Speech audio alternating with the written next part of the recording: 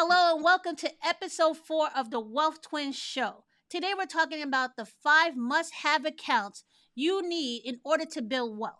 We're also going to tell you our recommendations of some places you can go to open these accounts. Some of them we used in the past, some we discovered recently that we think are very interesting. And we're going to wrap it up with one account that we think that everybody should have, but not everybody knows they should have. So, Nicole, let's kick it off. What do you think the first account someone needs in order to build wealth?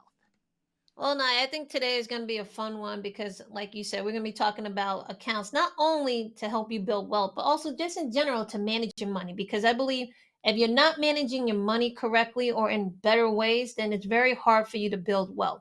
So, the first account that I think everyone needs to open is definitely a must have account would be a checking account. Now, why do I say a checking account? Because I believe that's your hub. All right. That's where all the income you make should be going into. And then that's where all the expenses and also the money you're going to start funneling out for different reasons, they're all going to start coming out of that checking account.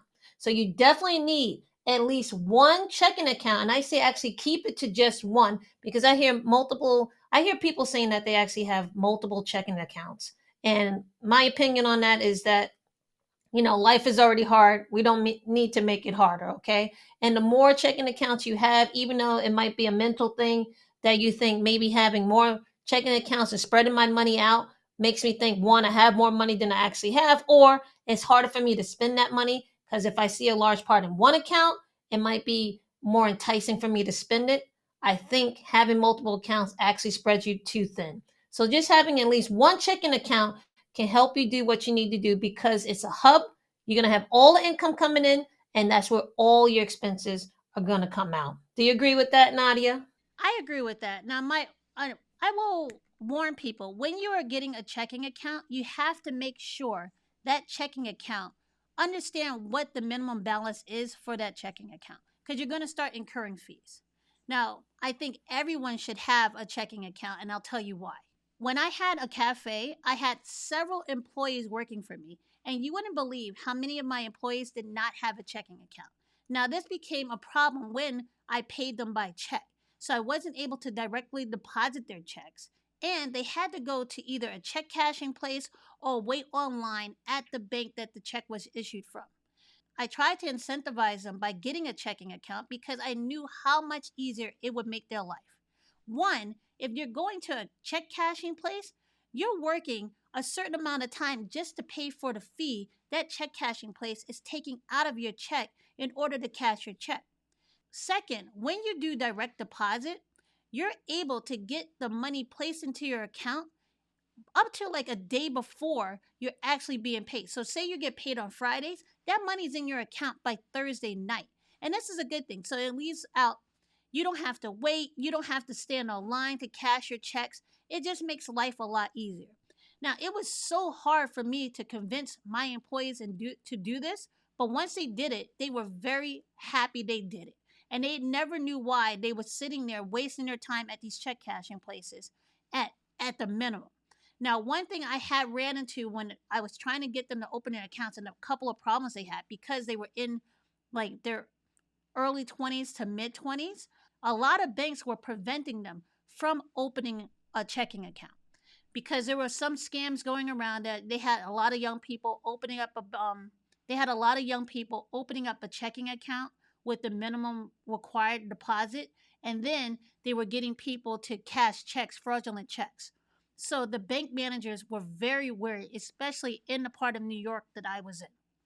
I found this unfair because it made it more difficult and made the banking system a lot less available for the people who really needed it. So at one point, I had to go to the bank with my employee in order for her to be able to open up an account. So this is how important a checking account is. And they're preventing people from getting it. I think it's a shame. So if you can have another person vouch for you or have a parent come down with you to open up an account or show that you have multiple bank statements that this is not going to be a fraudulent account. It may make it easier, but it should not be that hard to open up a checking account. But if you are opening up a checking account, I suggest that you open up one that pays high interest. And Nicole and I have found several recently that actually do pay high interest on your checking. Nicole, you want to tell them about one that we found recently? Before we get into the ones that we found out about, excuse me, I actually want to go back to a point that you made. Outside of scamming, I think you hit on something that is very important. The access to the banking system, especially for people of color, is not a lot. Okay. People who don't have access to the financial systems, and one of the first points of access is the checking account in the banks, they're called unbanked. Okay. And I was just looking up some figures. At least 6 million people in the US alone are unbanked. And when you're unbanked, you're going to be subject to predatory practices, right? Such as check cashing places in your neighborhood, who not only take a fee out of every paycheck that you're giving them, but also you might think they're actually doing you a favor, especially if they're nice to you, and then you might tip them, okay? Which is also taking out money from your account. And one of those unbanked happened to be our father. I believe he was about maybe 50s, in his mid 50s, when I actually convinced him to actually stop using the check cash in place and actually get a bank account.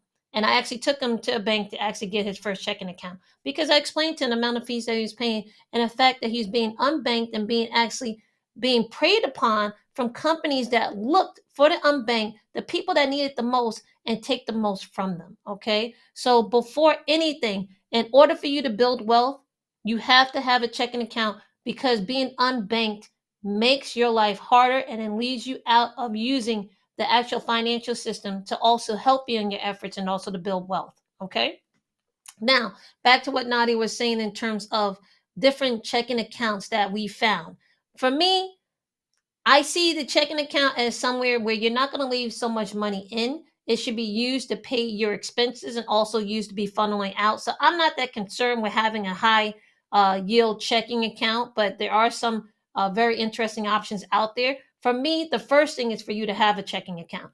Two, the next thing for me is for you to find a place that's not going to charge you to have a minimum inside that account. Like Chase will charge you if you don't have a certain amount every month, you're going to get charged fees on that. So we want to get away from the banks that are charging you fees just to have your money in that account. So those are the two things I'm mainly concerned with. So for me, I would recommend a bank such as Capital One 360 for a checking account. Now I know Nadia and I were researching and we found some interesting ones. So I guess Nadia could talk about the interesting one on the high yield checking account side of things. Well, the high yield checking account that I found very interesting recently was one at Fitness Bank. Now, they're paying up to 6% APY on this checking account, and you can hit this by doing steps or by exercising and being in the top tier of the people who can get this rate. Now, I have to do a bit more research about this, and I may do a video about this, but it seems very interesting. I think the minimum rate on this checking account is 5%, but you can get up to 6% just based on the amount of exercising you're doing or the amount of steps you're doing per day. So this seems very interesting. Let me know in the comments if you guys want us to make a video separately about that and go into more detail about this particular checking account. But they also have savings accounts too, which leads me to our next point. The next account you should have, and everyone should have, is a savings account. Now, I'm going to sound a little contradictory here when I say savings accounts that you should have more than one, because I know Nicole said having one checking account is good, and I agree with that. But when it comes to savings account, I'm a big proponent of having more than one. Me, myself, I have about 7 savings accounts. And that's because each one of these savings accounts has a different purpose. I have one that I primarily use in order to save for my kids' activities. I have another one that I use for my own fund money. I have another one that I use that I funnel money into in order to invest. And I have other ones for different activities too. These are things that I use in order to help make my finances easier to manage for myself. And I know what money is allocated to what kind of purpose. It makes it easier for me.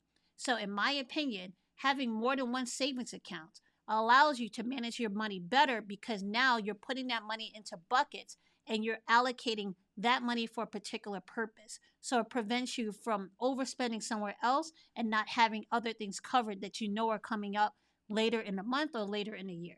Nicole, what do you think about that?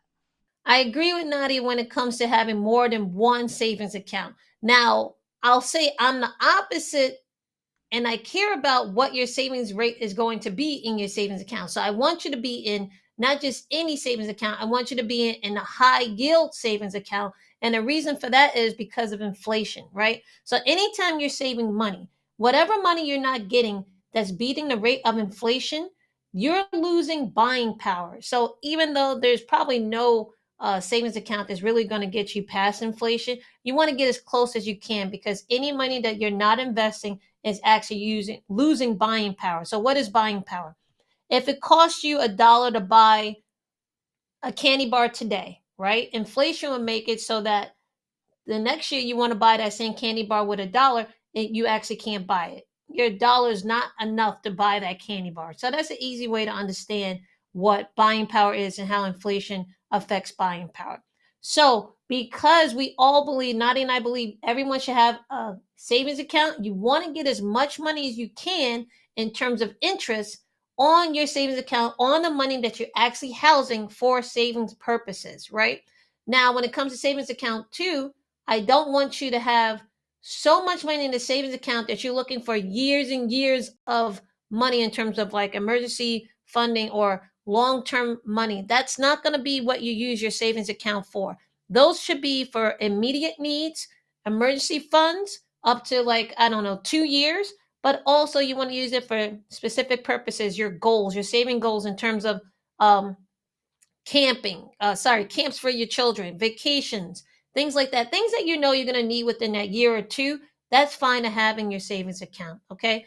If not, if you're using it for other purposes, you're not using the savings account for the reason why it was meant to be used. And there are other accounts that are better for it. Do you agree with that, Nadi? Because if so, can you please tell what is the account that's a better account for you to save for the longer term, and also better for you to also beat or get a chance to beat inflation so that you're not exactly losing buying power? Well, I think if you're trying to tee me up for something, I think that would be the third account that we would use in order to build wealth, and that would be your retirement accounts. Now, when I say retirement accounts, it's not just one account. There's multiple retirement accounts that you have at your disposal that you should be using.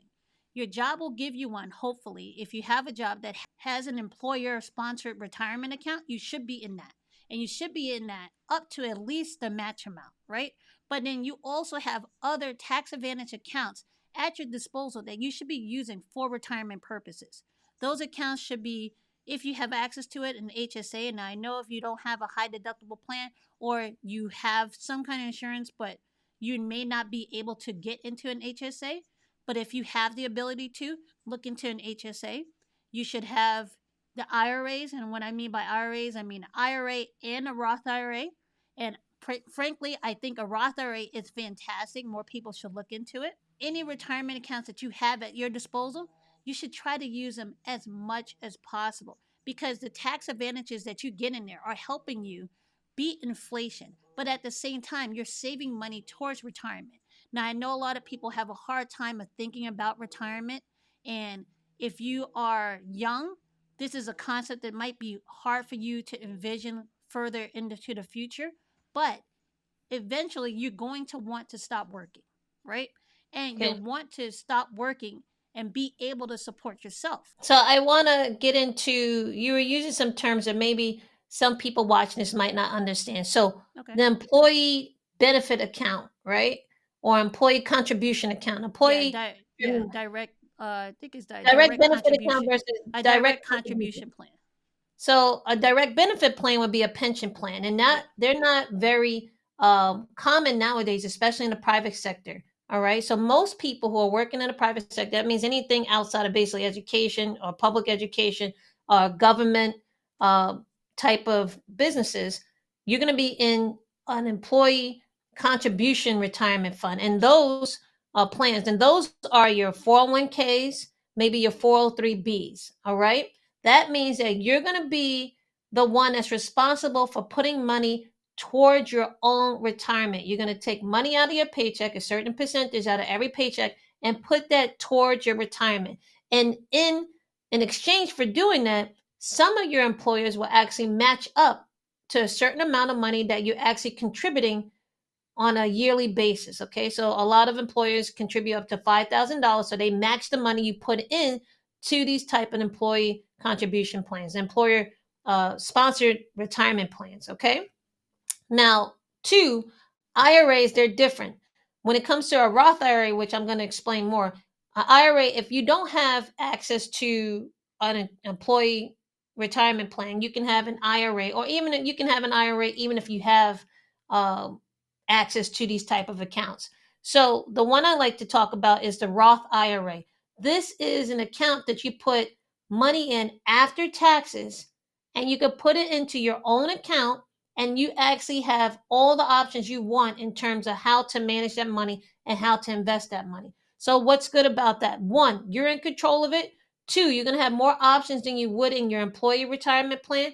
And three, you're using tax already paid tax money. So that means that anything that happens in that account in terms of growth and in terms of the money that you put in, you could take it out without being hit with taxes.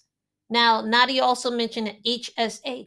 HSA stands for a health savings account. This is different from a flexible spending account, which is a FSA, which more people are more familiar with. That's a card that you get. You can use it for medical expenses or pick up little medical items like aspirins and cough syrup and things like that.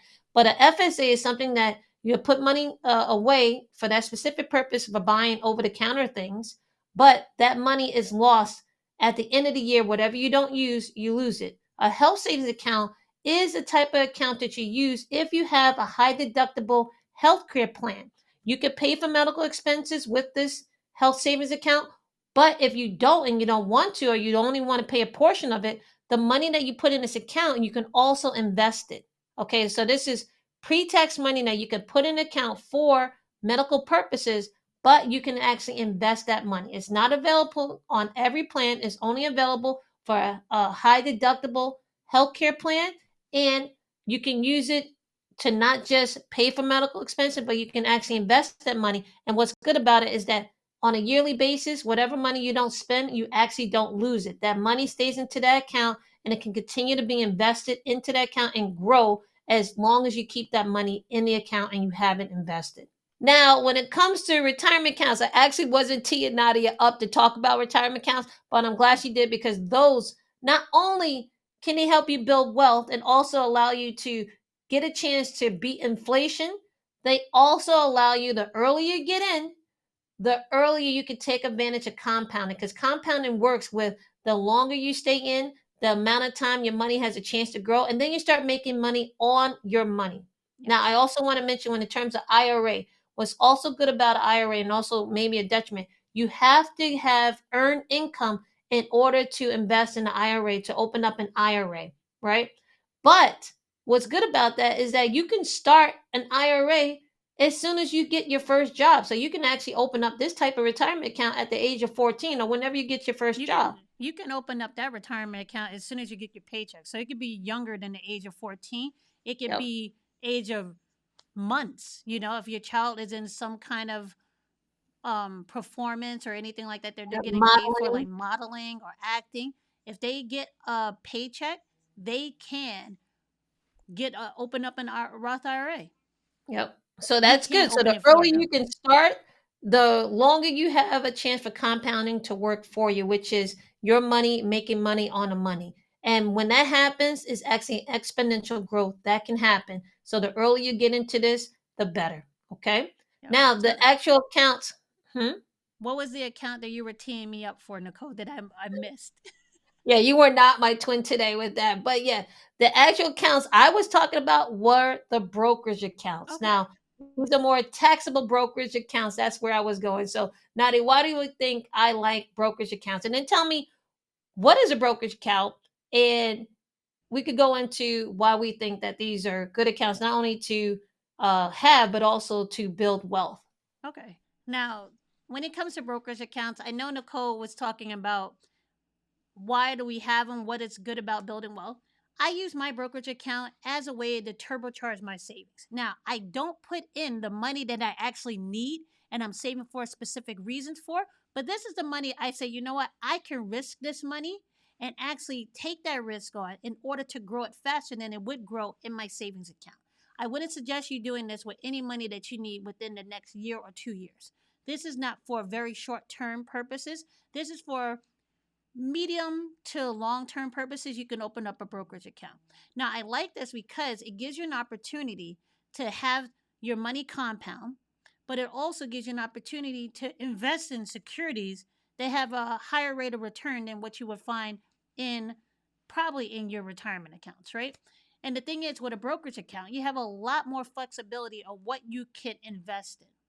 Now, what comes along with this is that these brokerage accounts are not tax free. You're going to be taxed on the stuff that you buy in these brokerage accounts if and when you sell them. Now, depending on when you sell them, you're going to get hit with capital gains tax, right? But you're going to get hit regardless. But if you sell them for under a year of having them, you're going to get hit with a higher tax. It's more likely going to be at your income tax level. And then if you hold them after a year, it's going to be a lot lower, right? But I use these accounts in order to help me fund things like vacations, help me fund different things that I want to invest in myself, and help, like I said, supercharge my savings. Now, when it comes to brokerage accounts, one thing Nadia talks about capital gains because when Nadia invests, I guess she makes money. Okay, so when you don't, if you lose money in the market, right, in the stock market, you don't pay capital gains on that. And it's also different strategies you can I'm use. always playing to win. I'm just saying.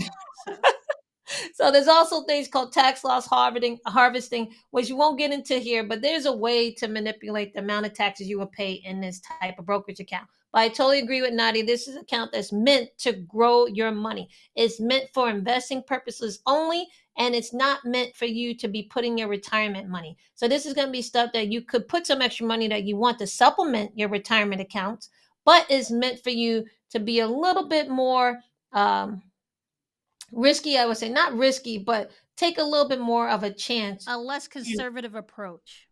but you can definitely be conservative in this You account. So definitely we're can. not going to say that, and we do not suggest that anyone gets too risky in this account unless you really know what you're doing. Because the more risk you have, the higher chance of reward. But no one thinks about the risk that on a negative end, right? Because the riskier you are, the more likely you are to lose money. I So agree. everyone wants to make it seem like whenever you invest, you're going to make money, and the better the risk, the higher the reward. But we have to be realistic here and say not everything's a winner. All right. So when you're trying to pick stocks, especially individual stocks, it's very hard to pick against winners versus losers. And most of the time, people pick losers. So I'm not really a fan of anyone saying I'm going to do just individual stocks. Now, another reason I would say that you want your brokerage account, and this is something that people tend to outsource a lot when it comes to their brokerage account. They tend to go to financial advisors and robo advisors. I believe that the average person with what they need inside their brokerage account and even in retirement accounts, depending on the amount of income they have, they really don't need a financial advisor or a robo advisor on a consistent basis. All right. There's definitely a need for financial advisors, especially fee based financial advisors, when you have specific questions and when you have a specific need. But I don't think you need to do it on a consistent basis because you're paying a lot of fees for having these type of conveniences. What you would like to have is more control. For me, I would like to have more control and less fees. And this is you can do this by having a brokerage account. And you can do it with having help every once in a while, but you can definitely do it by just learning by yourself about financial literacy, taking courses like the ones we offer, and also just learning how to invest on your own. And this is why one of the reasons why we have this channel, because we believe everyone has a chance and the opportunity and the ability to do most of the investing on their own. When it comes to these type of brokerage accounts, I would say there's three things that I look for. One, I like live customer service when it comes to brokerage accounts. I also like low fees when it comes to the investment options I have. I also like a lot of investment options just so I have the option, right? And I would like to say the ease of the platform too is a big thing for me. The easier the platform, the better. And also just the reputation of the brokerage firm actually means a lot to me as well. I will also add in if the research tools are free. Because a lot of these new brokerage accounts are charging you for research tools that the other brokerage accounts give you for free that help you decide what investments you want to buy. So when it comes to these brokerage accounts, if we're looking at those options as we want live customer service, we want a good reputation, We want something that gives us a lot of flexibility when it comes to investments, and we want to make sure that the research tools are free. Then you're going to narrow out the field. You're going to narrow down the field to probably a handful of players. The ones we Mhm. like and we've used in the past are Charles Schwab, Fidelity, Vanguard. These are the ones that if you use them, you really can't go wrong. Even if you're new, especially if you're new, they give you a lot of support. They'll give you trainings, they give you tutorials, they give you live customer service. So these are good to use. Also, with Charles Schwab and Fidelity, you're able to start investing with as little as $1. So you can't use money as an excuse for a reason for you not opening a brokerage account. You Yeah. can buy stock slices, you can buy ETFs, you can buy no, you can't buy ETF. Yeah, you can buy slices of ETFs, Yeah. and you can buy index funds for a minimum of $1 or $5, depending on what platform you're using. These are good if you're trying to get into investing and you've been using money as a reason that is an obstacle for you to not start investing for yourself. I mean, outside of money being the reason why it's an obstacle, because I think when you start investing, money should not be the obstacle for you.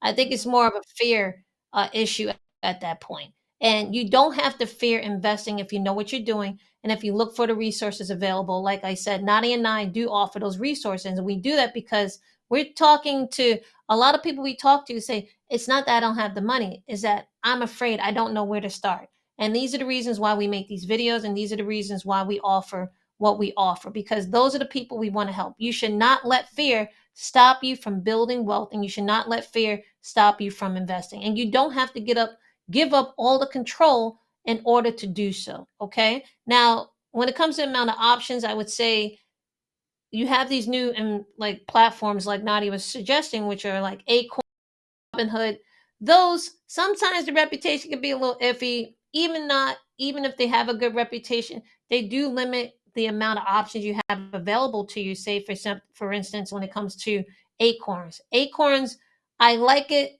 in the fact that it gets people to invest because it makes it very convenient for you. You can do the roundup feature and you can just easily attach it to your phone and your account and you can start investing. However, it's more of a robo advisor, meaning that they're going to take a fee to help manage your money and manage the investments you currently are in, help sell the investments, help do some type of rebalancing and tax loss harvesting, things that we can get into in a later episode. But you're paying for that convenience. So having a brokerage account is a great thing to help you build wealth and also helps you grow your money because that's really what the reason you have a brokerage account for. You wanted to invest and to grow your money. And also inside of a brokerage account, you get the chance to make passive income. And this is the elusive passive income that everyone talks about. You can do that inside the other investment accounts that we talked about, but you have more control over it in your brokerage account. And that's one of the great reasons and one of the ways not only you can build wealth, but you can also stop relying so much on the job that you currently have. Now, wrapping up the brokerage accounts, let's jump into the fifth account and the final account we think that you need in order to build wealth. And that would be a business account. Now, I know you're going to say to me, well, Nadia Nicole, I don't want to open a business. Well, maybe you don't want to open a business now, but maybe you will in the future. And I'm telling you, one of the quickest ways to build wealth is by owning your own business. Now, not necessarily having employees for that business, but having a business in order to build your wealth. If you start being able to create things and become a producer in this economy, you have a lot higher chance of building your wealth than just being a consumer in a society. Now, when you're looking at business accounts, when people start opening a business, one of the things they try to do, or maybe they don't know they're inadvertently doing it, is commingling their funds. Now, what I mean by that, that means that they're starting a business, especially small businesses, and they're using the current bank accounts they have. Especially if you're one of these people who don't have a brick and mortar business, but you're a freelancer or you're doing something on the internet, you may tend to just use the bank accounts and the credit cards you currently have now and just use that for all your business purposes plus your personal purposes. This is not good. This will really mess you up when it comes tax time and when it comes to trying to figure out what expenses where, what money's coming from where. It's much better for you to open up a business account and set it up in a way that it's clean and you understand exactly what the profit and the losses that your business is actually doing on a year to year basis. This is how you start building wealth. And this is why a business account is very important, especially when you're just starting out, no matter what kind of business that you are getting into. Nicole, do you agree with that? I totally agree with that. And on top of that, when we think about business, you have to think not only in immediate terms, you have to think long term. So, one of the things, if your business gets to be a hit and it starts growing, your investors who you might want to get to help fund your company or get some equity in your company, the first they're going to ask you, if you ever watched the show Shark Tank, the first thing they ask you are, what are your numbers, right? And one way to understand your numbers is one, to separate yourself from the business by having a separate bank account, while also understanding, just like a regular checking account, your banking account is the hub, and then that's where everything else starts moving from there. So if you don't have your own business account, you won't know your numbers. You won't know how much you're spending. You won't be easy. Well, you might be able to, but it won't be easy for you to understand how much you're spending, and you won't be able to tell how much the company is growing. So it just keeps it clean, like Nadia said. It separates you from the business, and it also makes it easier come tax time. So I think anyone, and I believe it's a great idea because it's never been easier in the history of the world to start a business. You can start it online, you can start it from your home, you can start it with your phone. Okay. So you can start a business anytime you want, but you definitely need a business bank account because of those three things that we mentioned earlier. So I totally agree with Nadia with that. So to finalize it, I think if you agree with the five accounts, I think these are accounts that everyone should use in order to build wealth. Now, if you like content like this and you like what we're talking about, leave a comment below and make sure you look to join our newsletter called the Wealth Pack. In the Wealth Pack, we share a lot more information than we can on YouTube. And just like any other pack, we make sure that no one's left behind. And did I mention it is free to join? We send it out on a weekly basis, so you're getting a lot more information and a lot more detail than we can actually do on YouTube. What would you say, Nicole? I say the wealth pack is great because we're doing this because we definitely want to help. Our mission is to help as many people as possible. We don't want the algorithm to get in our way of that. And if you join the wealth pack, which Nadia mentioned is free, you're going to get all the information that we want to share about the topics we believe are important and give you the information we feel is important without being censored, without being I would say Throttled. throttled by the algorithm. So if you like this type of content and you like the way we say things and you believe in what we're saying, then join the Wealth Pack. It can only be good from there. And we will love for you to join our community. I say everyone, thank you for watching this podcast episode and we'll see you in the next one. All right? Hope this helps. We'll see you in the next one.